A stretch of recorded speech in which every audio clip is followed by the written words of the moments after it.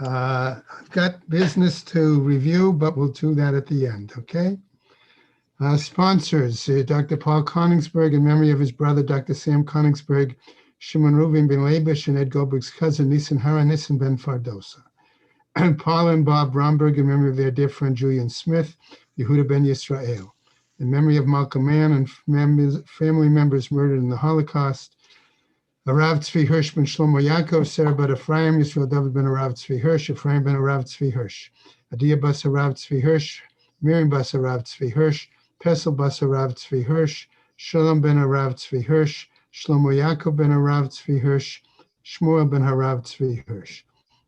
Many friends of Dr. Marvin Blush, Moshe Shalom ben Yitzchak Halevi, friends of Toby Peres, Sarah Tova bat Yisrael, friends of Malka Levi, Malka bat Yosef, friends of Avi Gidler, Avrameir ben Shimon, and Martha Gidler, Chachina bas Yeshaya. Shall share her children and grandchildren, in memory of her uncle, founding member of BRS, Dr. Israel Brook, Yisrael ben Arav Akiva. Marsha Federbush and family, in memory of her husband, Dr. Uriel Paul Federbush, Uriel Pinchas ben Harav Shimon. Friends of Joe Wolf, Yosef ben Chaim.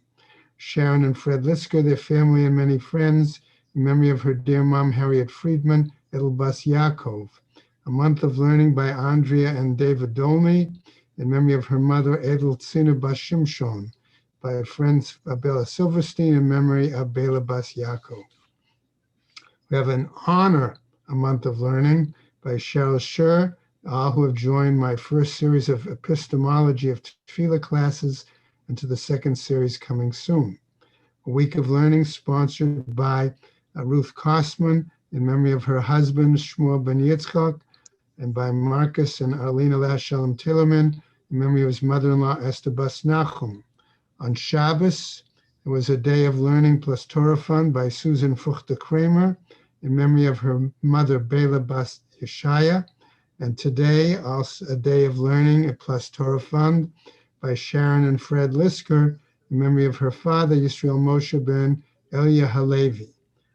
Shabbos, a day of learning by Esther and Don Press, in memory of her mother, Chaya Chassid Bas Tzvi Ze'ev. Today, a day of learning by Norma and Stephen Hamburger, in memory of her father, Shmuel ben Chaim. Okay. And also from Shabbos, a day of learning in honor of their friend Jack Gilman by Tzipi and Wally Fried. It's for those who departed. Shemas have an aliyah, Frank Rafia, Velti Yashir, Hashem Atzliah, and L'chol B'nai Israel, a good gebench Yar. Amen. Okay. Amen. All right. I'm going to have a start today and try to move along on the bottom of Kaf Yud Tet, Amud Beis. Okay. If we look a few lines up from the bottom, okay, we'll see 1, 2, 3, 4, 5 lines up. Okay. We see 6 lines up, actually. Okay. Amar Rav Yehuda Amar Shmuel. So this is the first memra, the first statement in Shmuel's memory, or the first lashon. Okay. What does it say? Ein maftirin echar matzah afikomen. That one does not participate in or complete the meal with a dessert, okay, after the matzah. Tnan. And now we have a Mishnah. Ein maftirin echar haPesach afikomen. It's precisely our Mishnah. So it seems that our Mishnah is supportive of this language of Shmuel. And then we learn from the Braita, right, or from our Mishnah really, Achar ha-Pesach hu delo. After eating the Korban Pesach, one can't have afikomen, dessert, let's call it for the moment. Aval lachar matzah maftirin.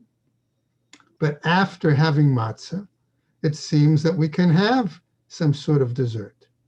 Lo mebaye kamar, says the Mishnah. We're talking in a form of it's not necessary to say. Namely, lo mebaye achar matzah de lo nafish ta'amayhu.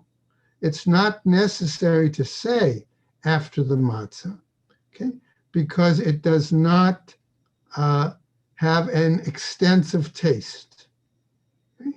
Aval achar haPesach, the nafish ta'amai, but after eating the korban Pesach, what has an extensive taste, right? That's different. V'lo matzeh avurei, and here we won't find a real problem. Lit lan ba, and therefore we don't have an issue with it. Kamash malan comes to teach us, therefore, that we don't eat after the matzah as well. Now, nema misayele.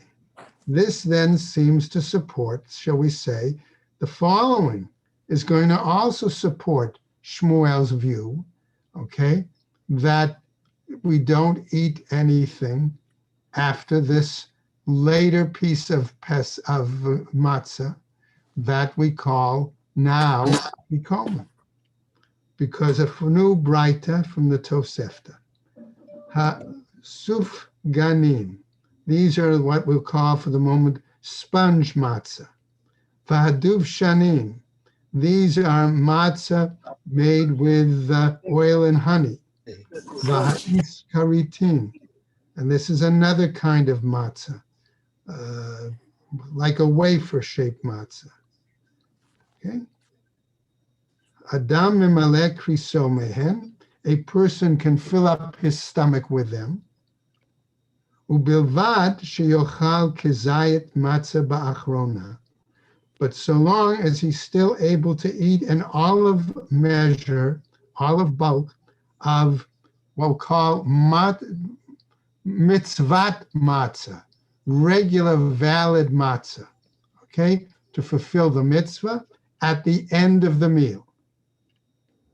Ba'achrona, and at the end of the meal, yes, says the Gemara.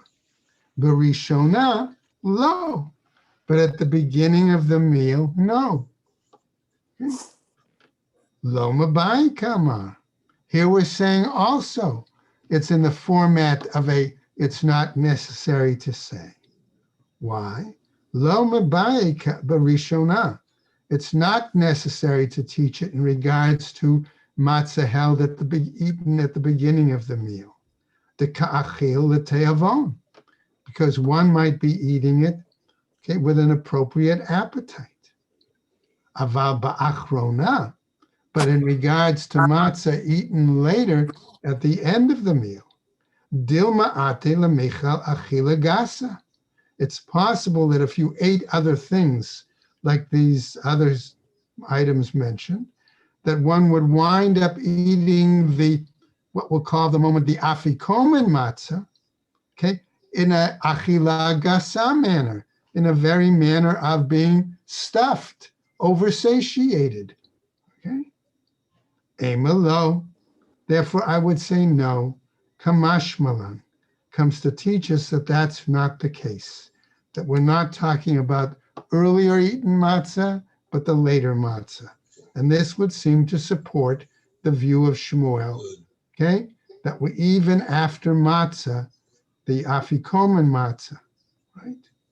Okay, that has to be eaten b'te'avon.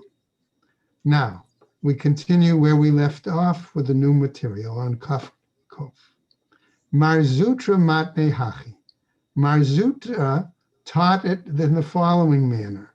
Amar Rav Yosef, Amar Rav Yehuda, Amar Shmuel.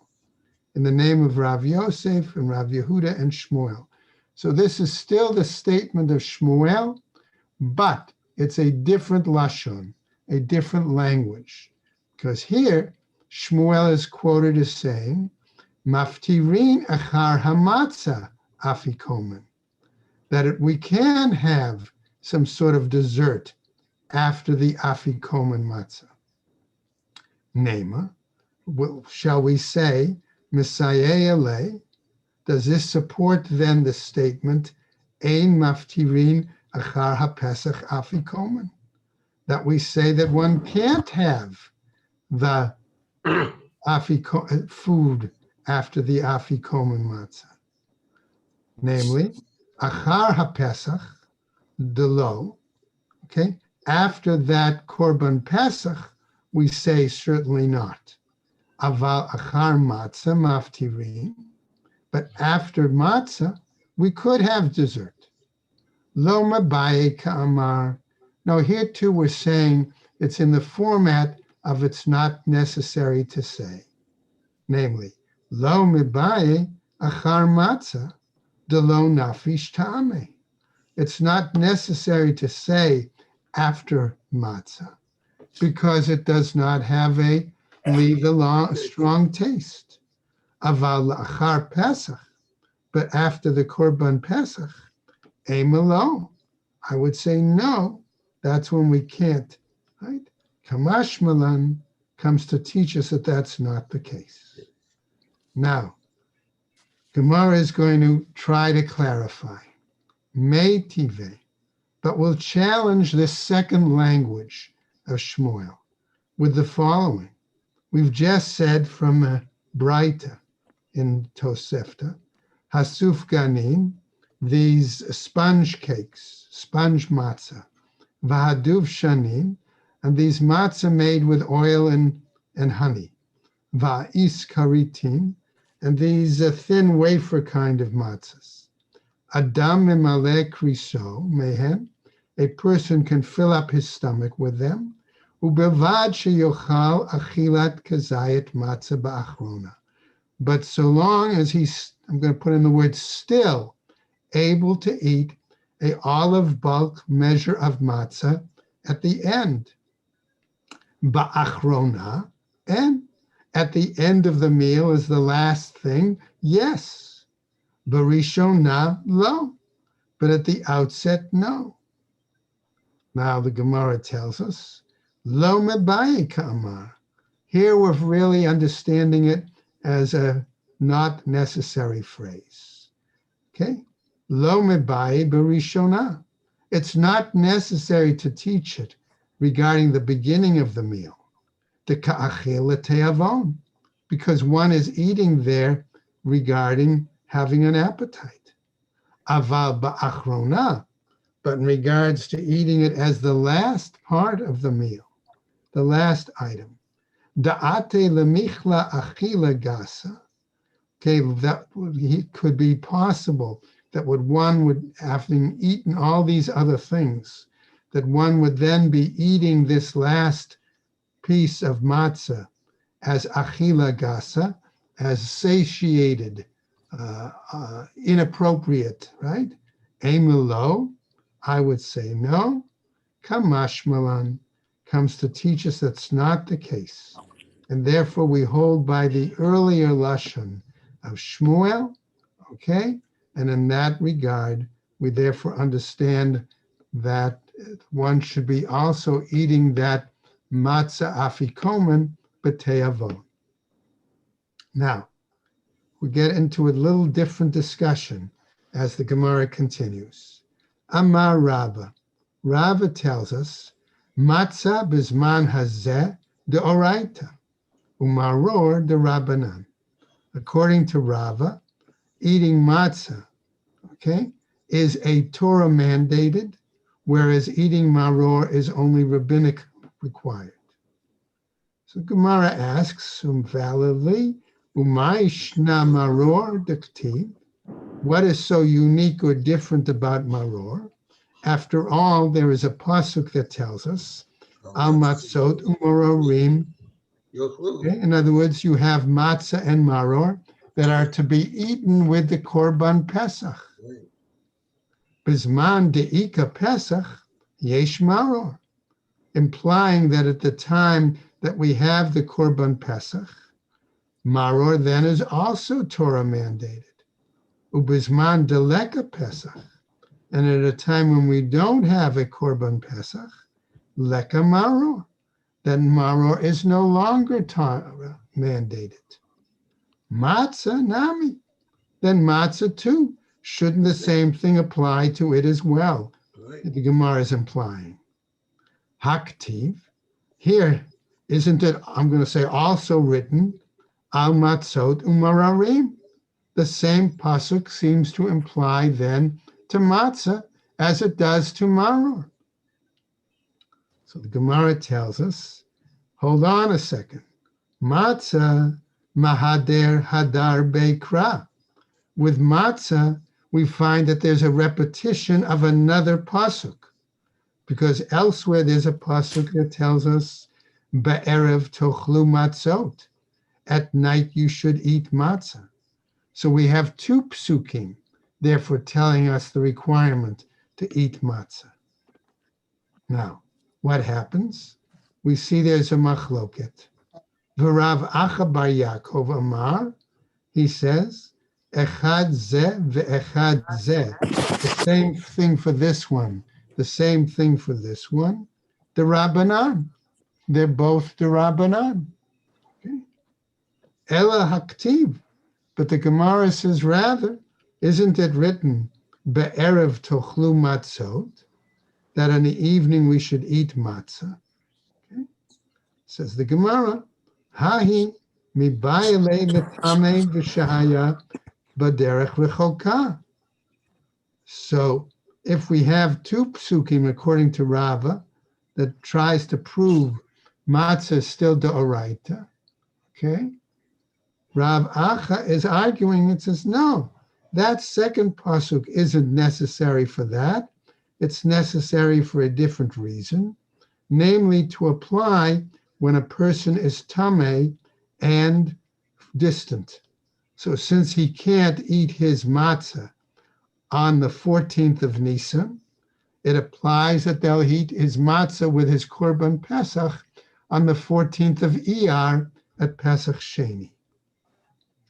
The Salka da'atach, Amir, because it's possible I might have thought and said, Kevan de Pesach lo achle, since he doesn't eat korban Pesach, we said on the 14th of Nisan, matzah umarar nami lo nichol, then maybe matzah and maror, he also wouldn't eat it. Kamash Malan comes to teach us that that's not the case. The Rava Amarlach, and Rava would now respond and tell us, Tameh v'shahaya b'derech rechoka, regarding the person who's tameh and distant, right? Lo tzarich kra, we don't even need a pasuk to tell us.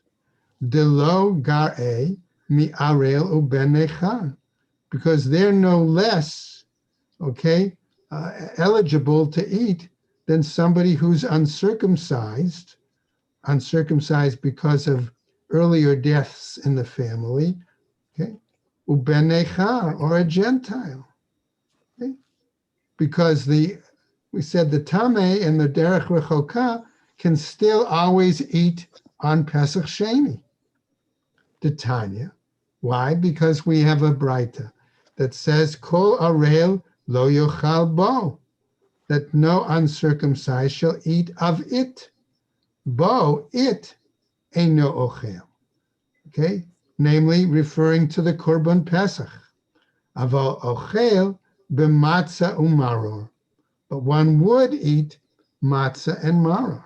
Finish the stand. Please touch. Ve'ida, and the other, namely Rabbi Acha bar Yaakov, what does he say? Kativ Bahai, ukativ Bahai. It's written for this, and it's written for this. Utsrichi. And both these pasukim are needed, one for the Tameh and Derech Rechoka, one for another reason. Tanya Kavate de Rabba. But now, says the Gemara, we have a braita that seems to be taught according to the view of Rabba. Remember, who argued that matzah de mzman hazeh is de oraita, namely a pasuk, sheishet yamim tochal matzot, 6 days you shall eat matzah, uviyom hashvi'i atzeret l'Hashem elokecha. Is a day of a rejoicing, or let's say a day of gathering for Hashem. Now notice that the last part of this, pasuk separates, 347, right? Shvi'i, 525, okay? 589. Number one, and number two, it doesn't specifically spell out the requirement for 525, 5892. okay? Does it come up? Somebody, 718. can adjust their, Somebody has to mute Please. themselves. okay? Mashvi'i, Reshut, Afsheshet Yamim Reshut. 375. Maybe from Excuse me, here, Saul, we please would mute learn, yourself. That come up? Somebody has to mute themselves, please. Saul, please mute yourself. 718. What are you okay, saying? all right, so, Mashvi'i, whereas the seventh day seems optional. In other words, there's no 375. clear command 4720. for the other days. Gotta be one of those two Okay, numbers. first night, yes, other days, no. Okay, but you can't eat plummets. Afsheshet, right? Yamim, Reshut. So therefore, these other days are Reshut. My Tama, Please select your language. excuse me, what's the reason? Have Davar, sorry, Have Davar Shaya Beklal, V'yatzam in a klal elamed. This is one of the general principles that we read every morning in the davening of Rabbi Yishmael. Right? A general principle.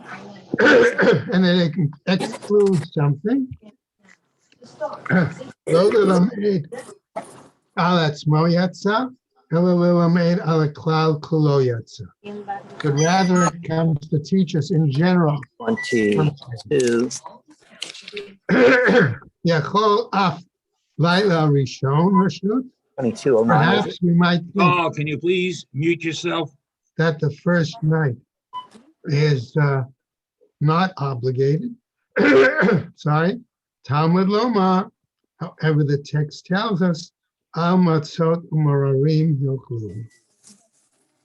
On matzah and bitter herbs, we should eat it. Ein li'ela b'zman shebeit hamikdash kayam. This tells us, sorry, that only when the Beit HaMikdash was in existence. You too. B'zman she'ein Beit HaMikdash kayam, minayin. How do we know then, even when the Beit HaMikdash is not in existence, that there's still a requirement to eat matzah de'oraita, as Rava said? Talmud Loma, be'erev tochlu matzot. In the evening you shall eat matzah. HaKatuv kav'o chova. That therefore from the pasuk we derive that it is an obligation. Okay, we're going to start a new Mishnah. I'm just going to get a quick drink and then we'll continue. Okay?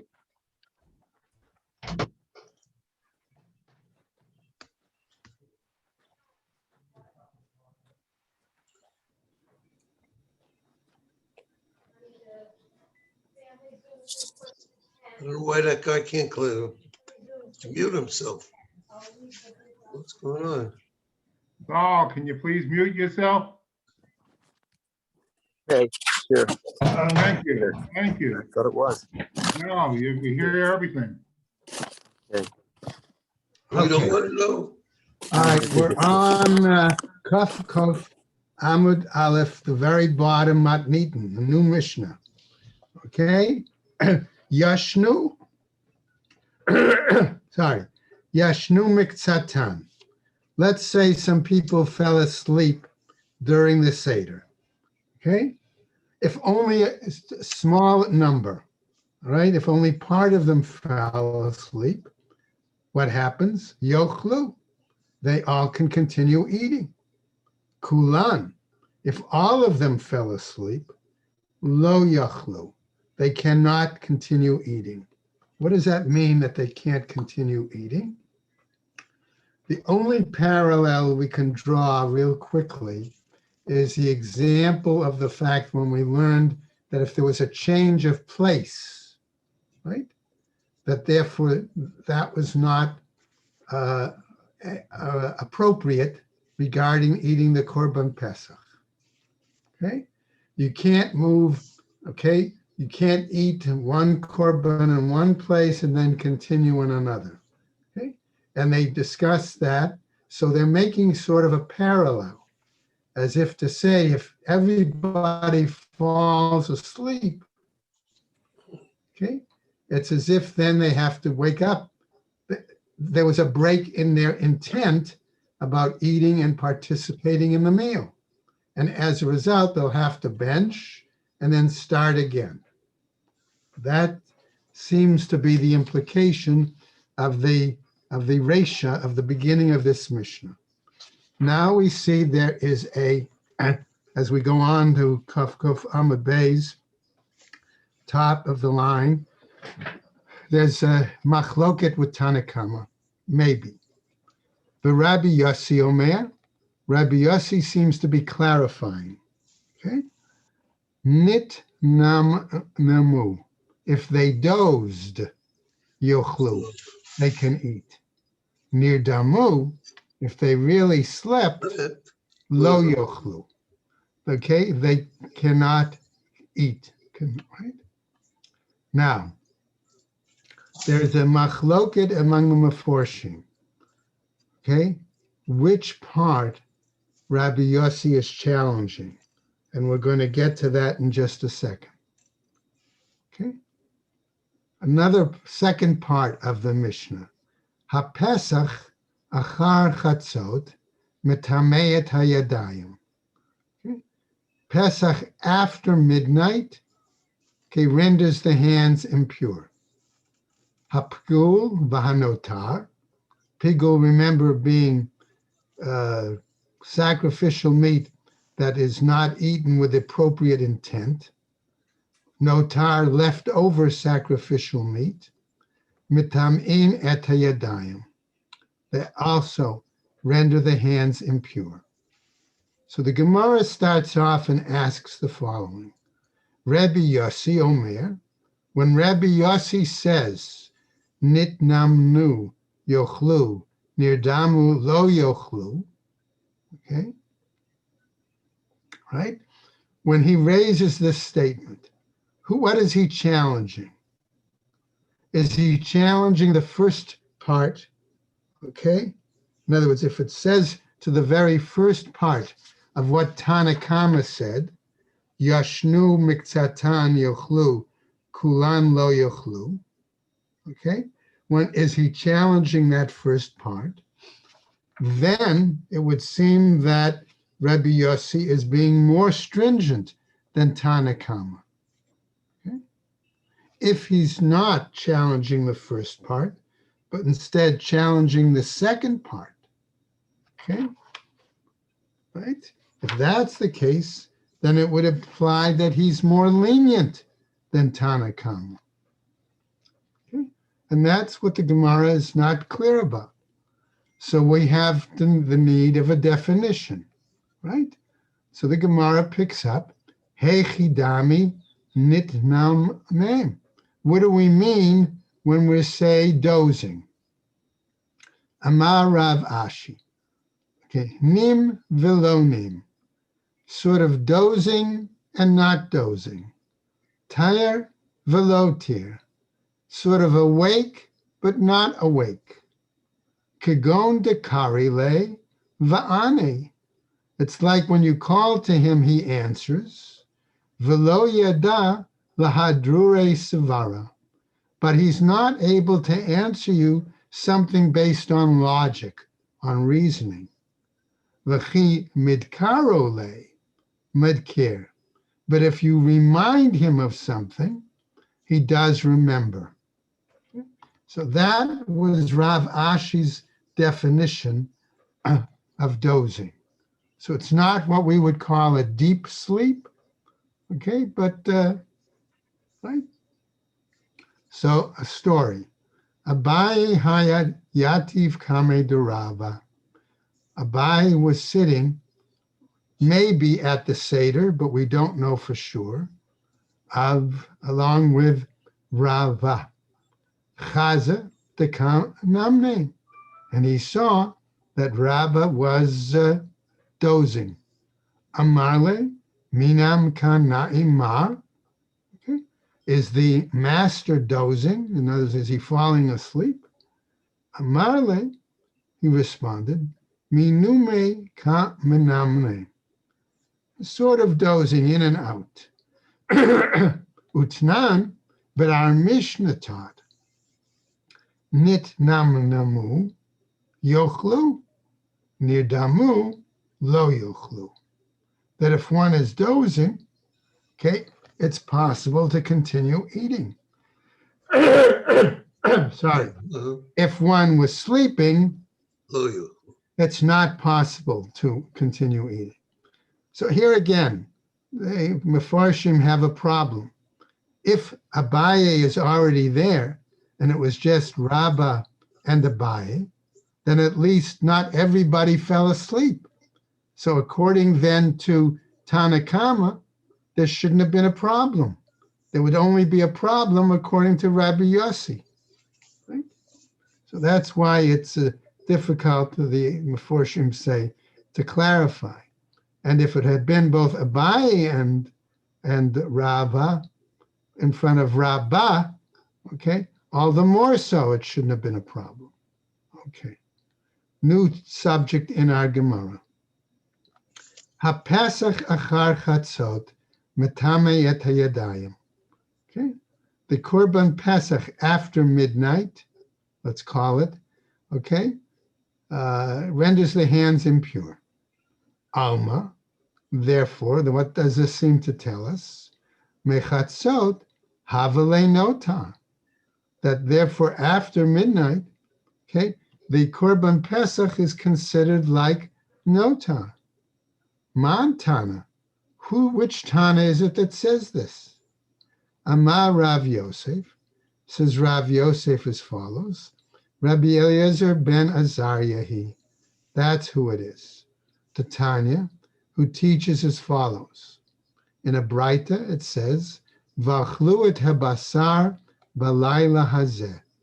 You eat the meat this night, or on this night.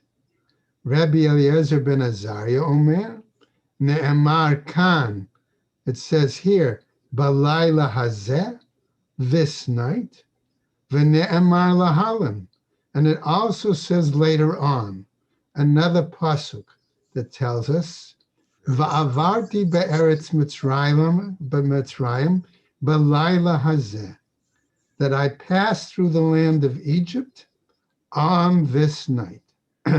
Now, that second pasuk, all right, is referring to the striking of the firstborn, where in that pasuk, it specifically gives us a general statement referring to midnight.